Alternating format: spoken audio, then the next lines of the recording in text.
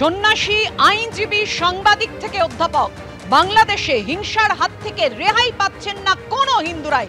যেভাবে চট্টগ্রামে বিশ্ববিদ্যালয়ের এক অধ্যাপক সংখ্যালঘু নির্যাতনের প্রতিবাদ করে আক্রান্ত হলেন, বারবার প্রশ্ন উঠছে তা নিয়ে। হিন্দু নিপীড়নের একের পর এক ছবি সামনে আসছে। প্রতিবাদে ফের পথে নেমেছে সনাতনী সমাজ। রানী রাসমণি অ্যাভিনিউয়ে সমাবেশ করে তারা প্রতিবাদ জানিয়েছে।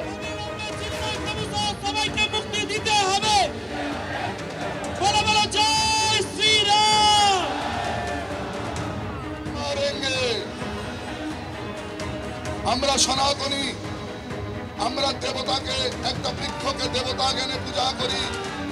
আমরা সনাতনী, আমরা একটা পাথরকে দেবতা জ্ঞানে পূজা করি। আমরা সেই সনাতনী।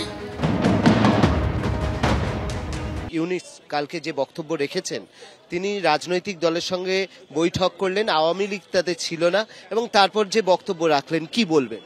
উনি যে ধর্মের মানুষ, যেভাবে উনি ক্ষমতায় এসছেন ব্যাকডোর দিয়ে, তাকে এই বক্তব্য রাখতেই হবে এবং আগামী দিনে তারও অবস্থা হবে সেটা উনি বলছেন। আওয়ামী লীগ কেন আসেনি, আওয়ামী লীগ এলে তাদের যা অবস্থা হবে, যেটা আপনারা দেখেছেন বাংলাদেশ ছাত্র আন্দোলনের সময় শুধু বাঙালি হিন্দুদের উপরে অত্যাচার হয়নি, বহু যারা আওয়ামী লীগ ছিলেন, যারা হাসিনাপন্থী ছিলেন, তাদেরকেও হত্যা করেছেন, তাদেরকেও মেরেছেন নির্মমভাবে।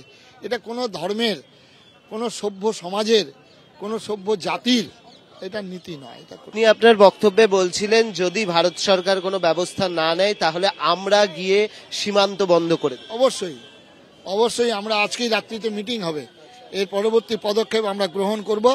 আমরা আমাদের যেমন ত্রিপুরায় যেমন বন্ধ করে দিয়েছেন, আসামে বন্ধ করে দেওয়া হচ্ছে, পশ্চিমবঙ্গে আমরা কিছুদিনের জন্য বন্ধ, কিছু ঘন্টার জন্য বন্ধ করেছিলাম। এটা যদি খালি আলু আর পেঁয়াজ বন্ধ করে দেওয়া হয় তাহলেই বাংলাদেশ বুঝবে কি অবস্থা। মানে সেটা কি আপনার মনে হচ্ছে যে এই পথে হাঁটতে হবে? ভারত সরকার কি কোনো ব্যবস্থা নিচ্ছে? আমাদের আশ্বস্ত করেছেন আগামী 15 দিনের মধ্যে ওনার একটা ব্যবস্থা হচ্ছে ভারত সরকারের তরফ থেকে। যদি না হয়, আপনারা তো আজকে বৈঠকে বসছেন, তাহলে আজকের বৈঠকে হয় তাহলে আমরা আজকে বৈঠকে সিদ্ধান্ত নেব, তারিখ ঘোষণা করে দেওয়া হবে, এক একটা বর্ডারে গিয়ে আমরা ধর্ণা করব। ওপারে যাহা ইউনুস, এপারে তাহাই মমতা। একেবারে এভাবেই মমতা বন্দ্যোপাধ্যায়কে কড়াভাবে আক্রমণ শানিয়েছেন শুভেন্দু অধিকারী। কিন্তু কেন তিনি একথা বলছেন?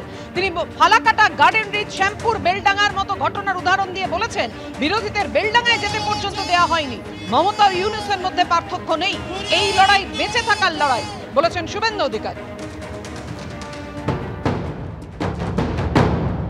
দুর্ভাগ্যজনক বিষয় যে ওই রানী রাসমণিতে 29 তারিখে সিদ্দিকুল্লাহ চৌধুরীর নেতৃত্বে জামায়াত উলামা হিন্দ মাদ্রাসার বাচ্চাদেরকে জড়ো করেছিল, তার জন্য হাইকোর্টে যেতে হয়নি।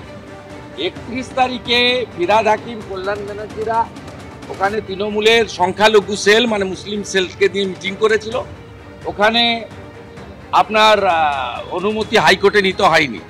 হিন্দু সন্ন্যাসীদেরকে হাইকোর্ট থেকে অনুমোদন নিয়ে আজকে রানী রাসমণিতে কর্মসূচি করতে হচ্ছে। ওপারের ইউনুস যাহা, এপারের মমতা ব্যানার্জি তাহা।